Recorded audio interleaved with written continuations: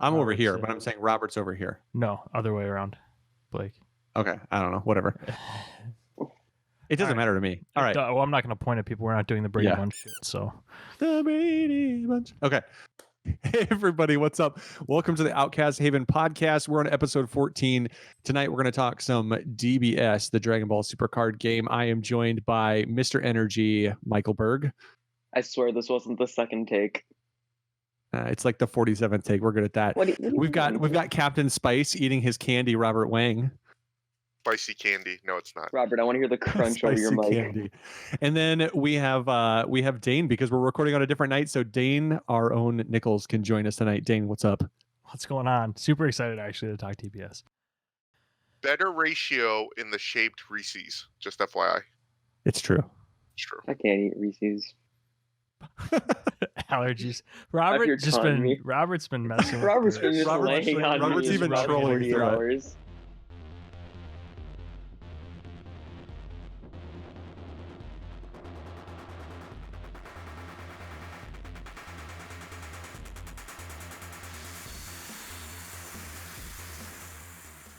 All right.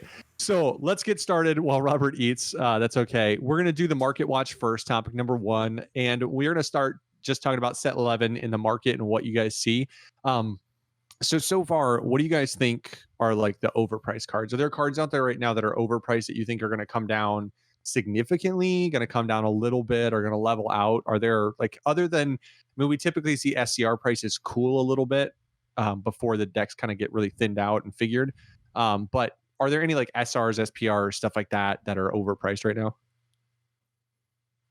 I saw a post this morning where someone was selling the One Drop Broly promo for $100. That was going to be what I said. Yeah. Yeah. Like, it's good. Like, it's a really good card. I don't think it's that good. That's a promo thing, right? Like, every time, whenever promos first come out, people want to be the first one to own them so they can own the deck at its most degenerate before anybody else can have it. You know, get those promos in there. Trunks and Zarbon weren't even that expensive when they first came out. Like, the winter one. Trunks definitely was. Trunks is still like $45. That Sin Shenron SCR is like 60 cents right now. Do you remember how much I was going for when it was first released? Yeah, I remember you guys giving me so much credit. Get you a sweet playset. Someone's hating. No, I mean, I just have 6 of them. Dude, the card is actually really good. So I just don't know what I'm going to do with it. I'm going to give them to my girlfri's kids, probably. No, man, you gotta flex. All right, here's the trick: Obuni tokens. You use SCR Ultimates as Obuni Mega Flex. I can't afford the first Obuni to get out my SCR tokens. Yes, you can, Robert. Quit being a baby. You sold me an Obuni, Robert. Yeah, I can afford to sell them. I can't afford to keep them. Yeah. Robert sold me an Obuni for $20. I just want everyone to know that. So, okay. Other than the TP promo packs being super busted, right? I'm gonna go to the Dark Broly deck, and no, this has nothing to do with the fact that I didn't like the deck and I decided to sell my entire core. But if you look at the Dark Broly SR, it reminds me of the Cell Xeno SR and other things like that, where it's so deck specific. You know, I mean, unless you're playing Dark Broly, you would never need it. And so the Cell Xeno, I think, started out around $8, $9 or something like that. I think now it's $1. You know, this unless guy, right? This is the one you're talking about? Yeah. You should sell that, Dane. That's yeah, all I'm gonna tell you. Well, I just opened my boxes today, so like give me like, I don't know, 4 hours. And the reason is I don't think that Dark Broly is going to replace Vegex as, you know, the top deck, much less the top black deck.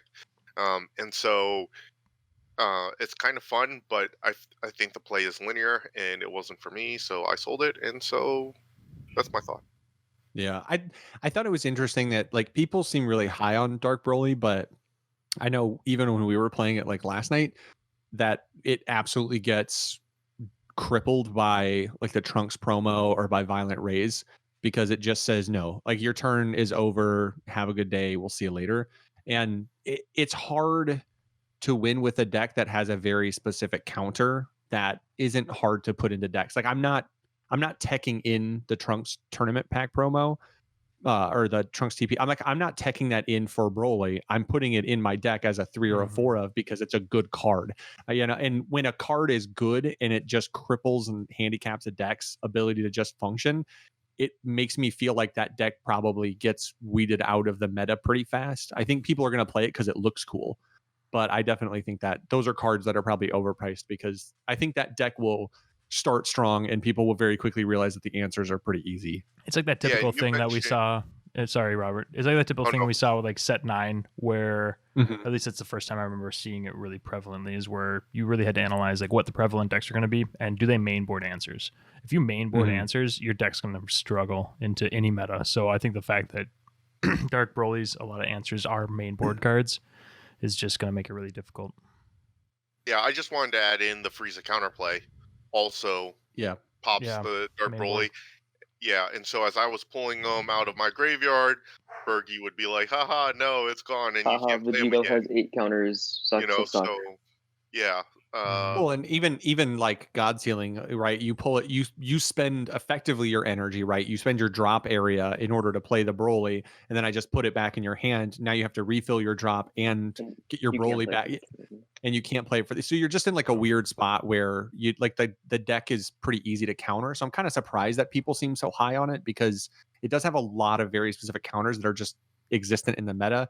So I mean, if you've got them, like sell them, because they're probably overpriced cards because they'll come down. People will keep playing it because it's Dark Broly. I mean, it's a fun deck too. Like, yeah, it's fun. I think people like it. We're talking at like pretty high competitive intent. The Dark Broly stuff, they all have unique, right? Yep. Yeah, they do. Yeah. So that hurts too because you can't just spam the bodies and stuff. And so if that's the overpriced stuff, do you see anything that you think is underpriced? Do you see anything that maybe it's like the Wolfang Fist, right? Wolfang Fist always shocked me that it was like a $4 card for so long because it's not a $20 card. Like, don't get me wrong. I don't think it's a crazy expensive, but I think it's actually priced right now. Like, I think it's a $10 SR. I think it's good in a red deck because it's not a card that you're, unlike a Merciless Barrage, where it does feel expensive in a red deck to spend 3 to hard cast it and not free play it. Wolfang Fist paying 1 to basically kill something or shut down an attack is pretty good. And I think that's a card that to me was undervalued early in set 10 that has finally kind of found its home as being a $10 card. You think there's any card like that sitting around in this set right now? All the blue stuff from set 10, really. Not Final Hope Slash, but God's Healing and Zeno are definitely underpriced, I think. Just because they're so good and they're going to be used in so many decks in the upcoming set.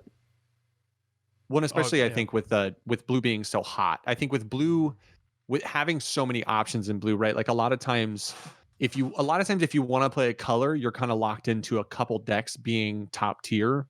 And I think right now there are so many blue options. I think Zamasu and Vegito are just going to stick around because they're such good.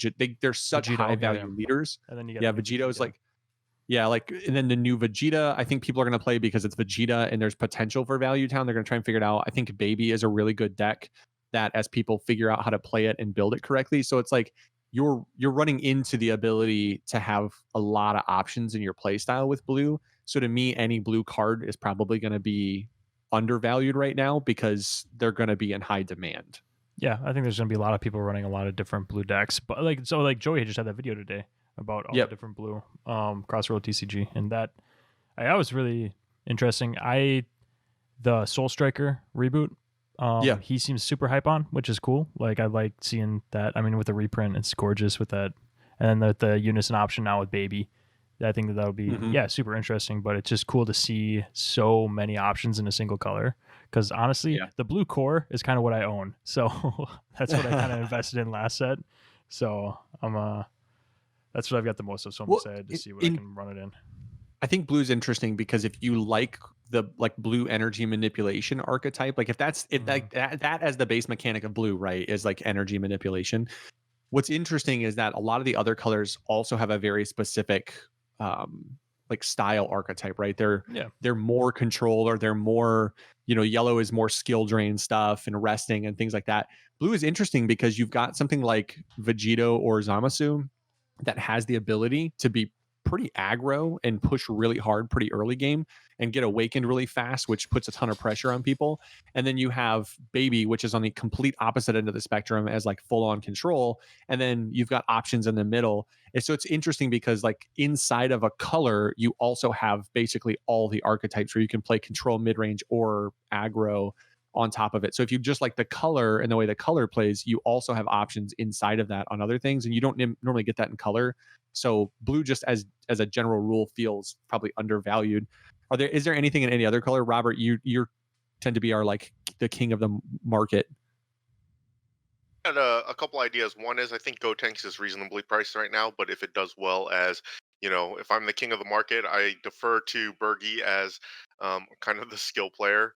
Yes, what? No, is better than I am. But if if Gotenks is as strong as Bergie tells me it is, it's so good. He's beat me with Gotenks quite a few times. I think that the Gotenks engine could go up in price. I also think that this is a unique case where the super combos that let you bottom a card and draw two, I mean, they're kind of pricey now, but I could see them actually going up. Like, part of it is that set 9 was short printed, but even the non-foil two color super combos, are getting up to a couple bucks for, I think they were common or uncommon. And so these are rare. I can imagine that the foil ones are going to go up, just because I know we opened a ton of boxes and we got one black foil super combo. Yeah, like one of those. We probably opened a case between all of us. Yeah, I got one. The only foil super combo I got was Broly. Thank God. So question: did anybody get the blue stuff, like the shiny blue ones? Because I seem to get so many shiny and pre-release blue super combos from my boxes. Yeah, I got a couple of the. I mean, I got one, and then Robert got me one, but he even traded for that one. So like the shiny, I mean, the foil super combos definitely seem pretty hard. No, the Vegeta. Mm. And then Super Saiyan Man. Gohan's green. Yeah. Just kidding. Krillin. So yeah, I think that the foil ones have a chance to go up, especially. You're always looking for cards that people want to max rarity. So, I bought two for $7, and I was like, I'll take that all day. So, I could see them going up depending on supply. They're I think to get as I thought they would be. Yeah, I don't think they're obviously not quite as rare as the SPR super combos from set 9. But at the same time, I feel like what we've noticed in set 10 and set 11 is that some of the rares are harder to come by, as far as like getting play sets or getting a lot of them in a box or getting foils of specific things, because rares aren't guaranteed foils anymore.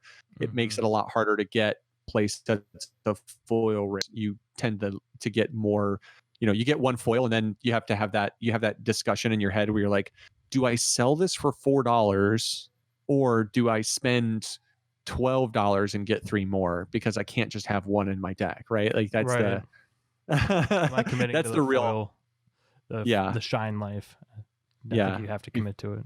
For me, you either got to commit to it or it's got to be one or the other. It can't be both, right? Like when people play multiple versions of the same card, you're just like, oh no, don't do that to me. Dude, I'm doing that right now with Planet Vegeta in my yellow ape deck that I've got like toying with. It's painful. Yeah. I've got 3. No, actually, you helped me finish foiling out one of my. So the reprint, I had 3 reprints. 2 of them were foil. And then I had a foil old Planet Vegeta. And it was torturous to run that. I was like, oh, God. The super combo that I'll say that has going for it. So I'm basically telling everybody to hoard their super combos. After you sell them to me for dirt cheap, that'd be great. I just looked through my cards to see what I had. Oh, speaking of which, dirt cheap, please give me dormant potential leashes. I swear I don't need 4. Robert's over here trying to get like a $6 card, and Burger's like, sell me a $30 card for $7, please. No. Actually, there was a guy.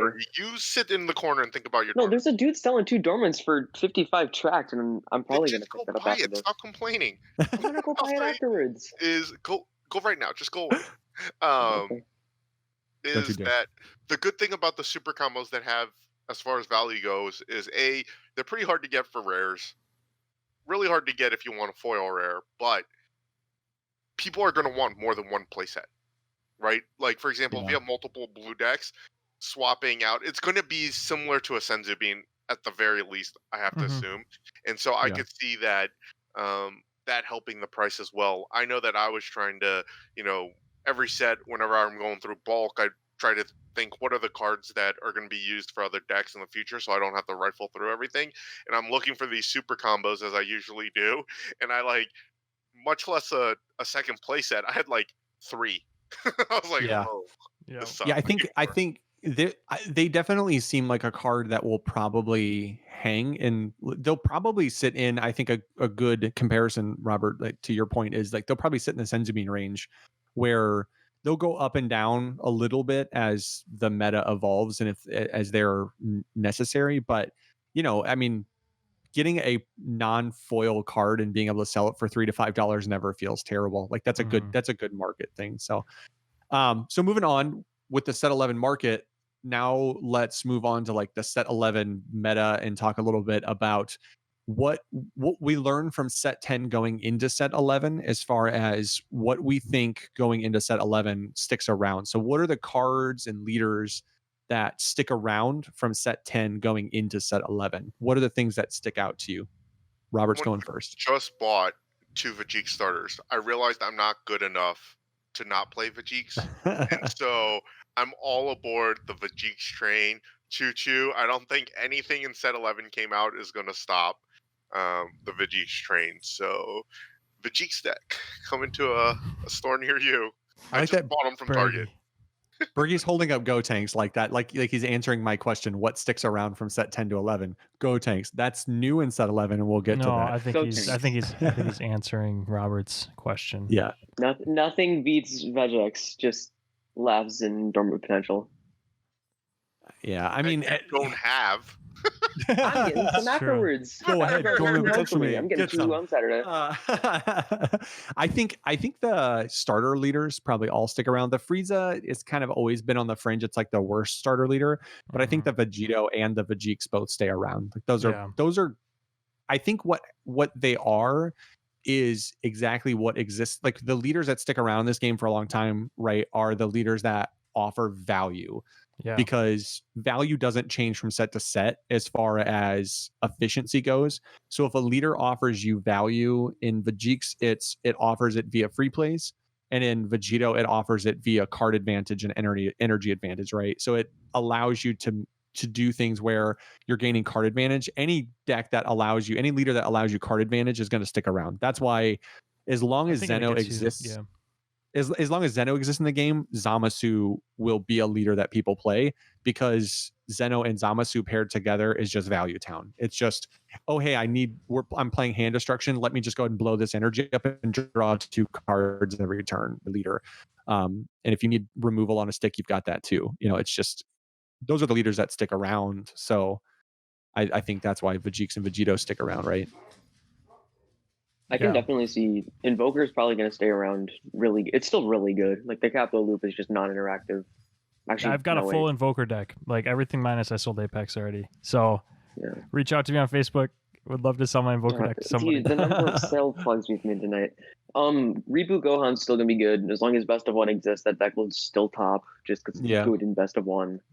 Because it's almost out. Do you have 8 negates? Do you have 8 negates in your hand? That's sort of the check. Yeah. It's a necessary gatekeeper. Yeah. I mean, this probably goes without saying, but I feel like Dende is going to stick around in this meta for sure. Dende is always going to kind of be a staple. So in this meta, I mean our meta here, I'm never going to stop playing that. So I do want to say that the worst feeling in the world was seeing Cell Aggro take first when I did terribly because I'm and it clearly it ran Ribrians. That's why clearly Cell. I was not going to say that in the group chat because I know we've just been ragging on Mike. Oh no, I posted the video of the deck list and was just lighting up Robert. So clearly Surge Cell is going to stick around because it's just a really good high value leader, right? Like no one would argue that leader should just always win. I think he's super Robert Big Sad. Just like you're sort of like a gatekeeper. Now I'm playing Vajiks. That's what you need apes. Robert was broken. Robert Yeah, was broken. I'm so bad at this game that I'm just all aboard the Vajik train. All aboard. Is there anything else in set 10 that you think sticks? I mean, I think Shadow we've Dragons. talked about before. I think, I mean, I think Sin Shenron continues to hang around. I think got some cool toys. The counterplays are just going to stick around for as long as cards don't have deflect, right? Until the game starts printing 80% of deflect cards, they're always going to get it. What? You know what deck literally just says every card has deflect? Cool. Yeah. So going into green, it's going to get wrecked, but that's fine. Also, I mean, I can also just wait till you play the card and bounce it with something in baby. So cool story, bro. I'll gladly draw 3 every time I play it. Cool story, bro. So going into set 11, the big changes. What are the things that are there things that you think are going to get pushed out from set 10? Specifically, like decks that are just they're just not going to exist anymore. Yeah. Bergie shook his head yes, and then he didn't say anything. What is it? What got pushed out? Yeah. Violent Rays just says no, bad, stop, no. Well, and then baby exists. So any go wide strategy has to be able to exist in a world where baby is going to be relatively prevalent, and right? Baby will be on at least we don't 2 know how energy. prevalent. I think baby's going to be more of a fringe blue deck. I don't think it's going to be like. I think I would be very surprised if 5% of the field was running baby. See, I disagree. I think baby's better than Vegeta, just inherently because it's better than that. Yeah, depending on the matchup. It's matchup dependent. It's matchup dependent, but I think baby because of what it has in as far as tools go, I just don't think it ever auto loses except for Invoker, because it just slows everything down, and if it slows it down enough, then it can eventually win by countering your count. So it swings at you and then it throws a big monkey down. You know, so like I've put zero thought into this, but how's baby into blue? It's fine into blue because it stops stuff. It bounces everything. It bounces stuff, but I God Sealing your 5-drop. I mean, what's the? I mean, I've got God Sealing too. You can only God Sealing me once, and I can counter you 11 times in a turn because half of and this was zero thought put into that question. I'm curious because I know you've played for sure. Yep. So I mean, I think the issue for most decks is most blue decks rely on God Sealing as their big answer, and baby just doesn't. Like baby says like, hey, God Sealing is cool, but I don't like, if I don't get it, I never care because it has so many other ways to do it.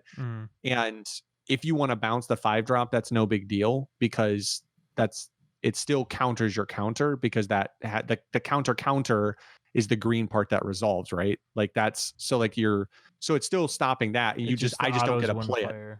Yeah. I still think Invoker is better than baby though. Well, it is. I think it's but I think it's a different play style too, because baby's going wide. Like that's the thing that Robert and I think realized last night is if you don't deal with baby's board, it actually gets out of hand because it has so many of these bodies that it plays for 1 or 2. That what ends up happening is like you get done with your turn, and because it's your turn and I'm playing them all on your turn, I stand on my energy and now I have 6 things to swing with. And some of them might be 10Ks, but I use my 10Ks to combo with other 10Ks to clear your board. Then I just swing into you with all my 15s to either let you take a bunch of damage or make you drop a bunch of cards to protect yourself. And as a result, like baby controls you on its own turn because it's eating up your hand trying to get you to do it, or you're spending all your time to kill all of its counterplays that are now sitting on board that are like 10Ks or 15Ks or 25Ks because they have servant. So gotcha. And he can then counter when you attack and then get more crap on the board. Yeah. And then you just look at him and say, why? Fair enough. Why are you like this? Yeah. I gotta play it. Like I don't think it's unbeatable by any stretch. I think it does have some bad matchups. I think the trick is it does a lot for very little. It's a high value leader because it has so many things. Planet Tuffle is just straight value. Like decreasing anything by 1 is insane in this game, and doing it with like a bunch of counterplay cards that are like, hey, play this card for 1 and restand at energy. It's like, cool. So I got a Whis Coercion, but I got a Mechiorp, so I got a 15K body out of it. It's pretty good. Okay. Reminds me kind of like the AOD engine, actually, now that you mention it. Yeah. Does baby have answers for Zeno? Does it have unison answers? It just goes wide, so it's just able to and then push. Almost all of its bodies are over 9. Like so turn 2, turn 3, it's hitting like. It usually has 2 or 3 bodies on board by then. Okay. I'm just thinking in blue, like just board wiping, and I'm getting rid of your planet Tuffle. How does Baby function without Tuffle? I mean, it's still fine. It's still paying 2 to get 1. By the time you get my planet Tuffle off, I don't really care, because I probably got to 5 or 6 energy, and at that point, like, spend 2, restand 1, then dimension magic to get that other one back, and then spend 2 to stand 1. Like, it's a never ending loop of like energy restanding and value. So I think like indie stuff like that, it's pretty good. Again, I think it has bad matchups. I'm not saying it's unbeatable. I'm just saying I think it's a better deck than some people think, because people are like, well, if you're just countering everything, how do you win? And you're like, well, you win by playing 9 counter cards that are 10 to 15 to 25k bodies. Like, that's a pretty effective way to win. That's what AOD did, right? Except it didn't have a bunch of counters necessarily. But AOD did so much faster.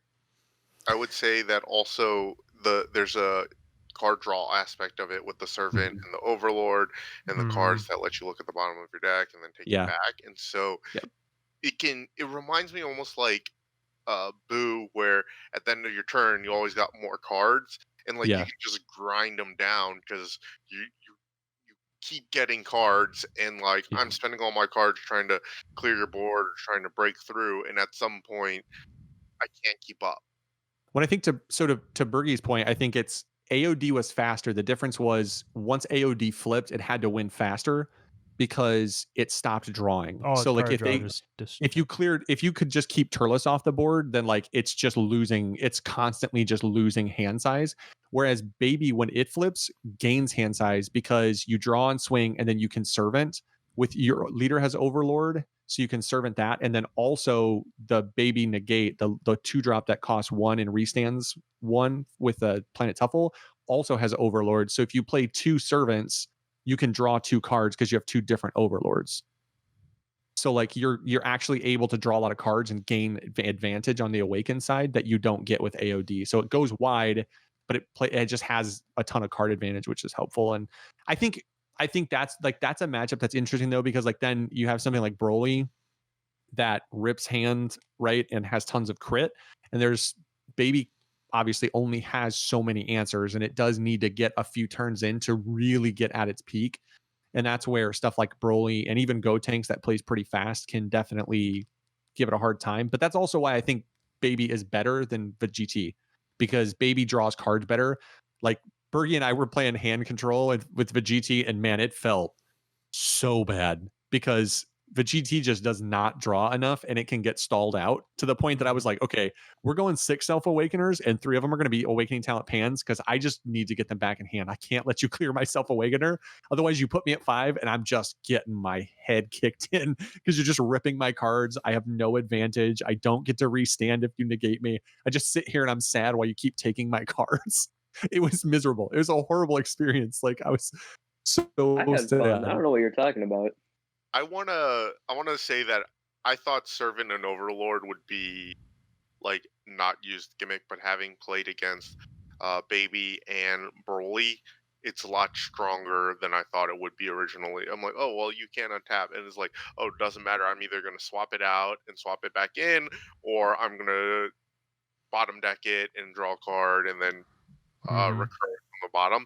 And so, I was like, oh, this is such a weird mechanic, and then now it's just like kicking my teeth in every time I play a deck. And I'm like, I'm super excited for green Majin Vegeta. I think it's gonna be really fun to play. Do you need SPRs of the Agent of Destruction? Oh, we can talk about it afterwards. Yeah. That was definitely like a feel like that when I played that one. Like Bergie played that one into me a handful of times, and that one is that you got to have so many negates because it's just everything is double strike. It feels like everything is double strike coming at you, and it recurs that. It's able to Servant, like swing with the double strike, use Overlord to bottom deck it, and then pay 1 to just get it right back and swing again. So you take like 3 double strike swings in a turn. And you're just like, whoo! It's like the SpongeBob meme where you're just like, it's like, oh, buddy, that was a whole lot on turn 3. Like, I got 2 energy. I can't do anything. That one also the leader awakens on 5, which is just dumb. Yeah, anything with an alternate awaken or like a 5 or 6 awaken definitely feels bad. But so overall in set 11, what leaders do you think are going to dominate the set? What are the leaders that are going to be the ones that dominate the whole set? Bergie's just going to keep bringing it up every time. I'm just bringing it up every time. I think Gotenks would be strong. I think Invoker's still going to have a place. Invokers. I don't see anything that looks like it's going to give it any more of a run for its money than already exists, and it's been performing well. So I think that in blue, I really think that Zamasu and Vegito are going to be strong. Curious to see what people come up with for the baby lists, see how they run that. Soul Striker too, I think will be really interesting.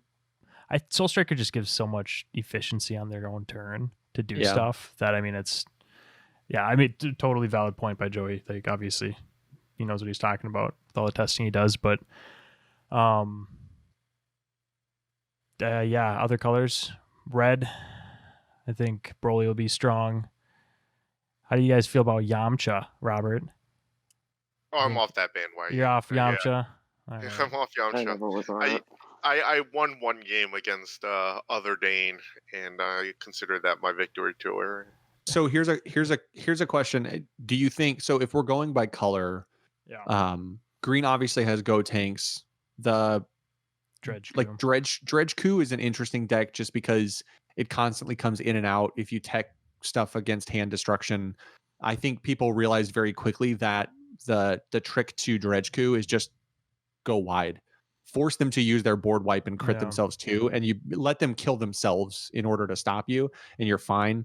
I think the Majin Vegeta leader will be interesting. I don't know if it's set dominating unless it finds a good build. That'll be the question. In yellow, I think it's tier 1.5. Quickening is really good, I heard. It seems good. I guess my question with those decks that go fast is always what does the mid and late game look like if it gets pushed to that, because sets always slow down, right? Yeah, but I think that Majin Vegeta, I'm actually excited because I don't really like hyper aggro decks. Like, I'm more of a mid range guy, and it's got like good mid range game. It actually, especially with like that counterplay, the 2-cost Vegeta counterplay. I mean, it's got a ton of mid range potential. So, which is the only reason I'm looking at it, because it's going to be good for aggro when I need it. It's almost like that Dende thing where it's like I can go aggro if I need it, or if it's like we're going to draw this out because that's what I need to do to win this matchup. I love that flexibility. So, and you've got access to dormant potential, and I mean that alone can stall games by itself. You know, it gives you turns that you don't deserve sometimes, right? Like you're like, I have no other answers in hand, but I have dormant potential. I get another turn. I do think that Quickening can make that deck go kind of longer, just because it has access to not only the mountains of servants that are going to play, but also that 7-drop Boo, and just having access to another boss monster you need to deal with. Is there anything in yellow other than Sen Shenron that you think that you can see being a viable deck? I think Sen Shenron is. I think Gotenks, some sort of big monkey. Yeah, Gotenks ape list. I'm working on that right now. I guess you stay on set. You keep talking about either set 10 or DB6. Like, he's just talking about the meta. Set 11 right now. No, we're talking about the meta, Robert. I guess my question with yellow though is like, apes are one of those decks that like show up, but it feels like it's really field specific, right? Like if the field is blue, are apes viable? I'd say yes. I think they're fine. It feels bad, of course, but I mean, I guess I just don't look at it as like super viable, because your whole game is predicated on comboing a card and then being able to swing with it. So you pay 2 to combo it. I combo out and then I bounce it back to your hand, and you just never get to play your ape, right? Like if that's what I'm doing over and over, I'm basically telling you don't get to do anything aggro to me, but I'm going to keep playing my game because I expect to play this God Ceiling, and I'm going to do it for free. Yeah, I mean, the thing is with the apes deck is we've got it built. It's lots of value, and you're doing that like multiple times a turn. So if you're gonna dump hand to counterplay my 1-cost combos that are still giving me the 10k, sure, that's fine. I'll just hit you for that. And then when you don't have it in hand, or you've used your one that you had in hand on my first one, I'm gonna swing with my unison and drop the second and chain out then. But I mean, it's you're right. It's field dependent. I feel like it would be a terrible matchup into baby. I feel like it would be it's bad into Dredge Coup's okay. You can slow their pace down and make them either take pings or go wide early. And the thing with apes is you don't want to go wide because you don't want to lose that much of your board. But I just think like yellow has Sin Shenron, and then it has like the other decks, right? Like it has other stuff that's fine, but I don't think there's anything that's going to be very set defining by any stretch. I don't even know if Sin Shenron's going to be set defining. I think yellow's kind of in a weird spot right now. I think the only thing about Sin Shenron is it does the thing that decks need to do to be viable, which is it's pure value. It's really efficient and it recurs things so it doesn't get set back by like one thing. I guess that's always my issue with apes, is that if you pay your only 2 energy to try to play a Bardock and it gets bounced to your hand, then it kind of feels bad. Whereas like stuff like, if it gets Frieza'd, right? Like you don't get anything out of it except the auto, which is fine, but that's not enough to make it worth 2 energy. Whereas in things like with stuff like Sin Shenron, if you blow stuff up, you recur value and things that help you recur your board state quickly and recover. And that tends to make it a more viable deck. And that's why I think it will hang on for a while, at least in my opinion. I mean, how prevalent was it in the last meta? It wasn't even it was always around. Like it was always it made a lot of top cuts, like as far as like top 16s and stuff, because top 12s, because it's just a good deck. It does a lot. It messes with your opponent, which is always those good are all best of ones though too. Well, I guess if we're talking best of one meta, right? So yeah, I mean that's where we're at right now, is a best of one meta. So like, do you think there's anything that starts off hot and falls off, like something that just like comes out of the gates full bore and then kind of tails? Dark Broly. That's fair. Yeah, right. We talked about it already, so yeah. I wish I had a Gotenks to just like raise up just to troll Bergie. Hey, now Gotenks you guys are honestly wrong. That deck is so good. What's funny is Bergie acts like we hate Gotenks, but it's like we never said anything negative. You're saying it's bad. You're saying it'll drop off later on. I trolled saying it was bad. Yeah, but I know you hate me already. You know what? We've already established this. We minorly troll Bergie, and he's like, you hate everything I've ever done. You wish I was dead. Like that's his. I would be curious if we know that. How do you know that? Yeah. Wait a minute. Hold on. We talk about this in the group chat. You're not in. Hold on. So I would always assume. Do you guys think that Broly fits that category? That it's going to come out like red, swinging hard and then tail off, or do you think that Broly just sticks around forever? Are you talking about red or black? Red, right? Red. Yeah. Regular. Yeah, just red Broly. Gogeta has a better chance of tailing off. I think Gogeta is going to start a lot less hot now, just because the video Joey put out. I mean, he kind of called it out on his stuff that it has issues. Sorry, I totally cut you off. Go ahead. My bad. Oh, I think he froze. I'm here. I just okay. I didn't have much to say after that. Oh. I think to Robert's I think Robert's point about Gogeta is probably it's probably like you ever seen the videos where like all the guys are getting ready to race in their BMX bikes, and he like one guy tries to go too soon and gets stuck and then just flips over his handlebar. That kind of feels like where Gogeta is right now, right? Like everyone's kind of like poked at it and been like, yeah, Gogeta's too fragile, it's not good. Joey fired shots at it and kind of like put it down. And I think everyone's just like, nope, I'm not playing Gogeta. And everybody who was going to play Gogeta is like, I'm going to play Broly. I think does that sound familiar? Yeah, it does. It's funny because like it was not my first choice in like deck to be excited for. Like I was excited for Broly, but you know, just there are already a couple other guys on the team playing it, and I was like, okay, I'll go Gogeta then, and you know, pick up everyone else's scraps when they're emptying out their boxes of cards they don't need. No one needs Gogeta. I'll take that. And I did that last set with Gotenks, the yellow Gotenks engine. So I'm like, I'm not doing that this set. Like, I'm just gonna buy what I want because obviously the yellow Gotenks engine was trash too. So that would have been 2 sets in a row, and then I would have just burnt all my cards. So can't do that back-to-back sets. Yeah.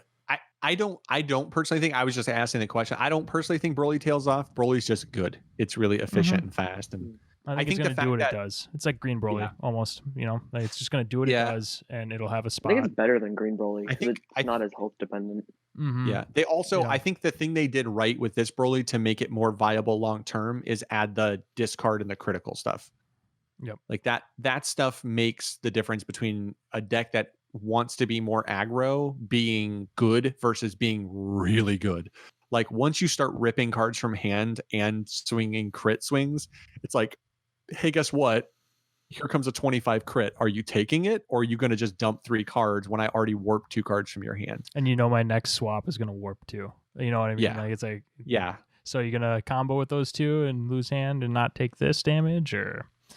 Yeah, it becomes a really like it's a high pressure deck. So I don't know if there's anything that specifically feels like it's going to start hot and fall off, because there's not a Gohan right in this set where it's not like it's really aggro. fast, and it's not an obvious aggro deck that's going to then end up being like the rogue deck that just kind of keeps things in check. It feels like this meta is going to start off with some aggro, some control, and a bunch of mid range, which is kind of cool. Like the meta is going to come out of the gates pretty wide. Do you think there's anything that's going to start off slow and then come on strong later, or really get higher play levels later in the set?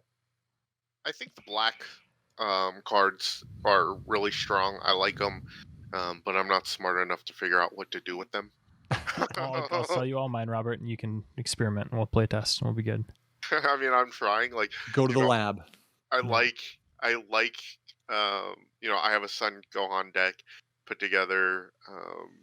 I've been hoarding a bunch of the black cards that are good with Vegeks. But honestly, do I just end up playing Vegeks that I bought the starters for, or can I figure out a new leader?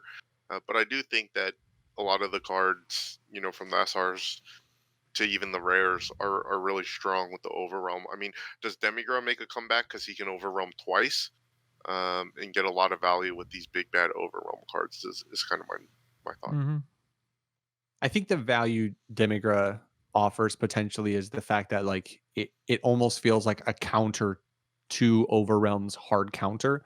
Like so many things right now when you Overwhelm, we talked about this earlier in the chat, is I think the thing that hurts so much about Overwhelm is like the free counterplays off the Unisons are just backbreaking to Overwhelm 6 and then just have it immediately put right back in your hand, and you're like, okay, cool. That was the battle card I was playing this turn. So well, what do you want to do now? Like, you want to go get something to eat, or like that's what it feels like. You're just like, and big sad.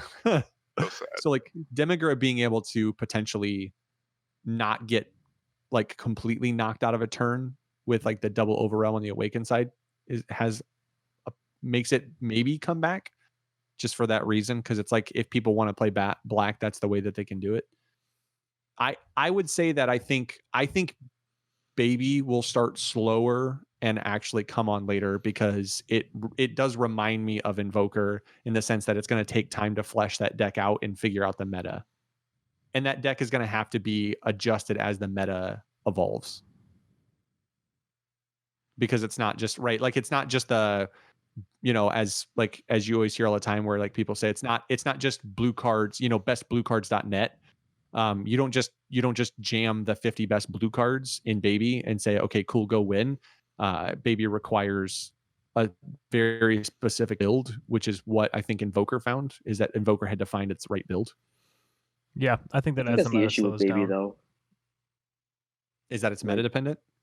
Is that it's so meta dependent, and then also you don't get access. You shouldn't be running those just amazing blue cards. Like, why would you ever run Goku hit Zamasu super combo if they're not counters? Why would you ever run Obuni? Because you're paying 4 instead of being able to counter things.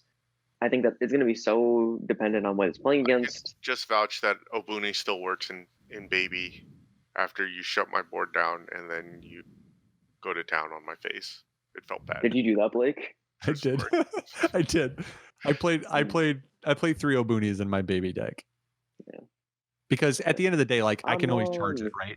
Yeah, exactly. It's a decent, boss monster. It's like, okay, well, I've shut you down for 5 turns. Let's go. Would you run the Arrival stuff or no? I wouldn't run the Arrival stuff because I think that costs you too many card slots to not give you value in the counter. I just think Obuni at 3 is fine because, right, if I draw into it, the best part is if I'm running 3 Obuni and I go into my turn with 5 energy standing, your assumption is at some point you're going to negate me and I'm going to counter your counter and spend all my energy in order to play my big monkey as like my boss. And then I just go wide and I just swing everybody that I've played up to that point. I'm just going to throw at you. and I'm going to force you to either die or take it. And then I go, oh, hey, guess what? I also have. I don't have a big boss. I've got no boony. Yeah. 4 more swings. I've got no Let's boony, go. So here comes 4 more swings. And then if you survive it, hey, guess what I'm holding? A dimension magic, which will restand a blue. And then I'm going to throw this Gohan baby's minion at you and make you start bottom decking cards to swing back at me. It's like, it's then just, Kyle you just makes you big sad. Yeah. It's just, there's so many things that it does. But I think that's the problem is like, it's going to require a build that's meta dependent. And I do think, to your point, Bergie, I think we've talked about this is I think baby will require a high skill cap. I think you're going to have a lot of bad baby players. Like you have a lot of bad invoker players, right? Like if you've only bad aggro players. Speaking I mean, there's a couple good ones. If there's some players that want to find out if they're good or bad, I've got an invoker deck for sale. Pretty soon we're just going to have a website for people to go to, like if you're looking for this, and we'll just like put Dane's will be like invoker deck, and then you can just click add to cart and it'll just be the whole thing. And it's not like one of those garbage invoker decks where it's like, why is he running the Frieza invoker? Like, what is this? This is not an invoker core. It's like a legit, like it's got Catplo, it's got everything in it. So everything minus Apex. I originally based when I first started playing invoker off of literally his list, and it's really good. Like, yeah, I can vouch it's really. I just don't have interest in it. No one else on the team does. So it's like, all right, time to make that money. Do you think there's anything else that's going to start slow and come on? Like anything else that I think it could top 1 and people are gonna be like, oh shoot, they were wrong, but it needs to top 1. Gogeta, he said. Gogeta. Because it's like it's gonna be so weird to build it. Because with the set 10 leader, you need to run the Birth of a Super Warrior, and I'm honestly not certain how good that is. I feel like and then the set 6 leader is. I feel like you run that in set 6 too. You just know you can't do it until you awaken. I don't think you run it at all in set 6. I think set 6 you just kind of generic good Gogeta stuff. It's an interesting deck because right, like I think the issue with Gogeta comes down to you have 2 leaders who are both good in different ways, but also both bad in different ways. So it doesn't have a good leader. And if we've learned anything, especially in a counterplay heavy meta that we've got now because of the free counterplays off Unisons, as a result of that, you have to have a good leader. Your leader needs to be a workhorse. Yeah. Your leader needs to be able to carry the load at times, and it needs to have all the value in it that makes it good. And Gogeta just doesn't have that. It doesn't have one leader that does both things well, that makes the engine viable, but also it can win if the engine gets countered into oblivion, right? Right. Because that's ultimately that's the issue you run into in some of these decks, is that the core of the deck is good. The problem is you're going to run into times where your battle cards are going to get skill drained or all bounced to your hand or warped or killed or something. And then as a result, what ends up happening is you're like, oh, cool. Like my deck is built on battle cards. And then the meta goes, yeah, well, guess what? Battle cards mean nothing in this meta. And then that deck is just absolute trash. Yeah. And I think that there's, yeah. No, you're good. I was going to say battle cards haven't meant a ton in a couple metas now. Like there's just been like counterplays have been so rampant that you really can't.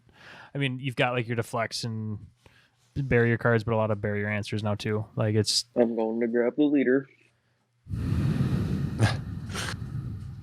Michael. I love the leader. I mean, it's just like a transition of the game itself. I think that the game itself is just providing is evolving answers to and I think it's going to be more of a permanent change. Like it's not like wait till next block when you can play battle cards worry free again. I don't think that's going to happen. I think that's why like you've seen. I think the archetype or the style of play or the card type that has like fallen the most out of favor is Arrival.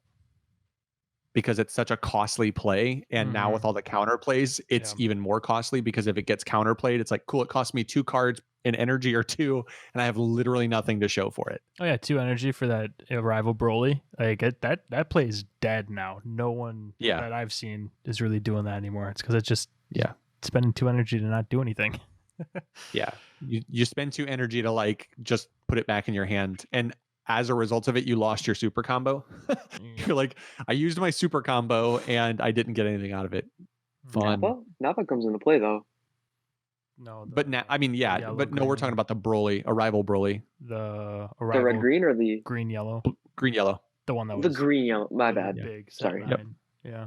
Yeah. Just stuff like that just feels bad because like you don't care about counterplaying the super combo necessarily. It's just the fact that you can counterplay you can counterplay these arrival cards coming in, right? So I think that's where like the game has changed, and I think that's fine. I think it's good that the game has changed and evolved. Like people can still play those things if they want to and go to locals, but the competitive scene has seen enough of an evolution that those changes are necessary to keep the game viable for competitive players, but still allow, you know, your locals to run fun stuff and all that. Does anybody have any closing thoughts, any closing arguments? Bergie, so help me God if you lift Gotenks up. I'm grabbing the. Let them be excited, man. It's. I think it's gonna be a really fun deck, and I'm excited to play into it more too. Yeah, I'm excited for. I'm excited for set 11. There's a lot of. I think there's just a lot of viable decks. I think that was true of set 10 too. I think I was that's really least hype about this set. Like of the last like 4 sets that have come out, this is the one I was like, I could like leave or give or take this set. But now I'm actually pretty excited for it.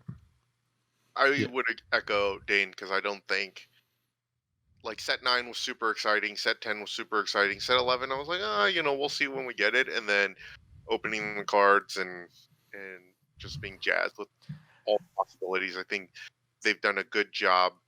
I think they started with set 10, but kind of having the archetype set up, and then you know, so we have a pretty good feel for a lot of the new decks, and then you know, as we mentioned earlier, it'll take some of the good Brewsters, is that a word, to make the optimal build, and the meta will continue to evolve, and you know, I think it's good. It's fun. Yeah. I really like and I do think to your point, Robert, I like having the more archetype specific cards being built into a set. I think that's good for the game. It creates really good synergistic cards, and it's very new player friendly, which is good because eventually at some point in the future possibly just play in person some point again. Battlegrounds was running a tournament literally right now. Yeah, but I'm saying like I think the issue is what you need stores full of people, right? You need people walking by to enjoy games and see them, because then people go like, oh, Dragon Ball, I love Dragon Ball. And somebody who isn't playing the game but is just in the store for something else sees a Dragon Ball game, they get excited for it and they try it. And what's nice is this archetype specific thing is really cool for the game's health, because if a new player comes in and goes, man, I just want to, like, I love Broly, he's my favorite character. Oh man, Gogeta's my favorite character. It's like, well, buy a box and then trade everything else to get the rest of the stuff you need. And theoretically, like realistically, you should be able to trade away most of your stuff from a box to get one specific archetype. Might cost you the whole box, right? If you get a full garlic box. I was going to talk about it. Didn't really come up, and I know it wasn't on the show points for tonight, but dude, I'm so unhappy with like the pull rates. Like I feel like there's so many archetypes. I've got like 1 to 2. I opened 3 boxes today and I got 1 to 2 of every play set. Yeah, I mean, like, so like 1 or 2 cards of each like play set I needed type out of 3 not boxes. Having the box topper for it. Yeah, that was a bummer. Like, not the box topper going away. I genuinely don't know. I hope they go back to it. Here's something awesome. Yeah, the community loves it. We're gonna take it away.